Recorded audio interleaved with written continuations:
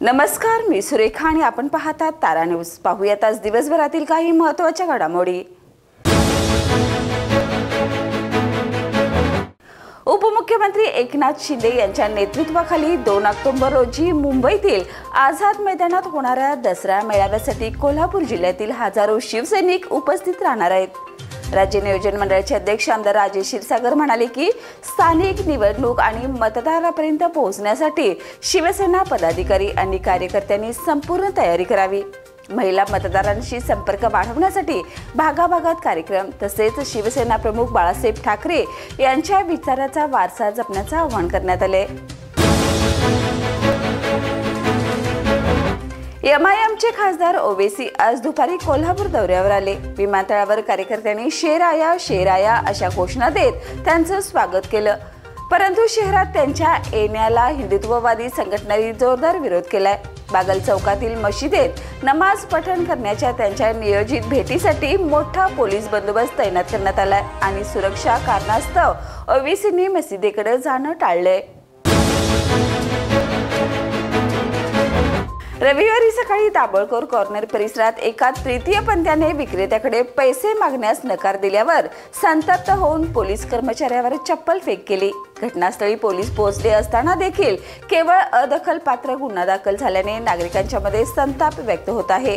या घटनेमुळे परिसरात नागरिकांच्या मध्ये भीतीचे वातावरण निर्माण झाले आणि पोलिसांकडून कडक कारवाईची मागणी केली जात आहे। नवरात्रोत्सवाच्या 7व्या दिवशी रविवारी श्री महालक्ष्मी मंदिरात भाविकांची विक्रमी गर्दी झाली। दिवसभरात तब्बल 2,45,000हून अधिक भक्तांनी दर्शन घेतलं।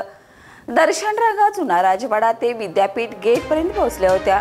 शहरातील हॉटेल्स आणि यात्री निवास फुल्ल झाल्याने अनेकांनी उघड्यावर रात्र काढली। संध्याकाळी पालखी सोहळ्यातही हजारोंनी उपस्थिती लावली। गर्दी प्रचंड असूनही केवळ 1.5 तासात सुरळीत दर्शन मिळाले।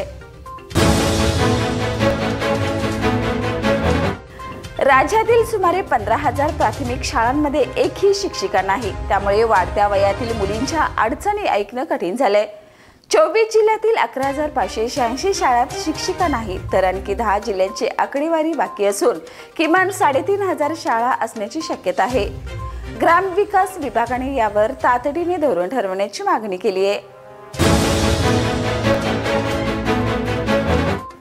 कोल्हापूरसह 7 विभागात 4 महिन्यापासून पूर्णवेळ नियंत्रक नाही। कार्यभार यंत्र अभियंत्याकडे असून मुंबई पुणे प्रादेशिक विभागाकडून हालचाल नाही। कोल्हापूरच्या विभाग नियंत्रक पदोन्नतीसाठी जागा रिकामी राहिली असून शिवराज जाधव मे 2025 मध्ये सेवानिवृत्त झालेत। यशवंत कांतोंडे प्रभारी कार्यभार सध्या सांभाळत आहेत। आशिया कपमध्ये भारताने पाकिस्तानवर मिळवलेल्या ऐतिहासिक विजयामुळे कोल्हापूरमधील छत्रपती शिवाजी महाराज चौकात नागरिकांनी आनंदाच्या भरात जल्लोष केला। मात्र गर्दी अनियंत्रित होताच रस्त्यावर मोठा गोंधळ झाला। सुरुवातीला पोलिसांनी सौम्य प्रयत्न केले, परंतु नागरिकांनी ऐकलं नाही। संतप्त जमावाने पोलिसांवर चप्पल फेक केली। यावर पोलिसांनी लाठीचार्ज केला। आनंदाचा उत्सव हिंसक वळणावर पोहोचल्याने चौकात तणावाचं वातावरण निर्माण झालं। माजी नगरसेवक शकील सय्यद यांच्या नेतृत्वाखालील शिष्टमंडळाने इस्लामपूर तहसीलदार सचिन पाटील यांना निवेदन दिले। यात वीज महावितरण कंपनी आणि अदानी गँगकडून ग्राहकांच्या परवानगीशिवाय प्रीपेड मीटर बसवण्यात आल्याचा निषेध व्यक्त करण्यात आलाय। शकील सय्यद यांनी सांगितलं की जुने मीटर काढून नवीन प्रीपेड मीटर बसवल्यामुळे ग्राहकांचे आर्थिक नुकसान होईल आणि शासनाच्या आदेशाचे उल्लंघन होईल। त्यांनी फौजदारी गुन्हा दाखल करून बसवलेले मीटर तात्काळ काढून पूर्ववत जुने मीटर बसवण्याची मागणी केली आहे।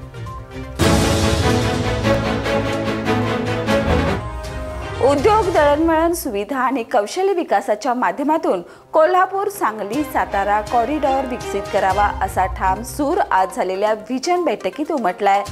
हॉटेल सयाजी येथे झालेल्या या बैठकीत उद्योग, पर्यटन, कला, क्रीडा, पर्यावरण, बांधकाम व शिक्षण क्षेत्रातील मान्यवरांनी आपापल्या सूचना मांडल्या। नवरात्र उत्सव निमित्त रामकृष्ण हॉलमध्ये भीमा नवरात्री नवरंग राजदांडिया कार्यक्रम रंगला। AJ व्हेंचर प्रस्तुत या कार्यक्रमात खासदार धनंजय माडिक, भागीरथी महिला संस्थेच्या अध्यक्षा अरुंधती माडिक, भीमा साखर कारखान्याचे अध्यक्ष विश्वराज माडिक यांच्यासह मान्यवर उपस्थित होते। तर या होत्या आज दिवसभरातील काही महत्त्वाच्या घडामोडी। उद्या पुन्हा भेटूया नवीन बातमीपत्रासह। तोपर्यंत पाहत रहा तारा न्यूज। बाळ, फ्रीज मधून श्रीखंड काढ ना। आम्ही पूर्वी घरीच बनवायचो श्रीखंड, त्याची चवच वेगळी होती। आता काय सगळं रेडीमेड। आजी, हे श्रीखंड खाऊन बघ। आज तुझ्या आईनं घरीच बनवलं की काय? हे आहे गोकुळचं श्रीखंड, अगदी जिभेवर रेंगाळणार। जिभेवरच नाही तर मनावरही रेंगाळणार। गोकुळ श्रीखंड, मनावर रेंगाळणार।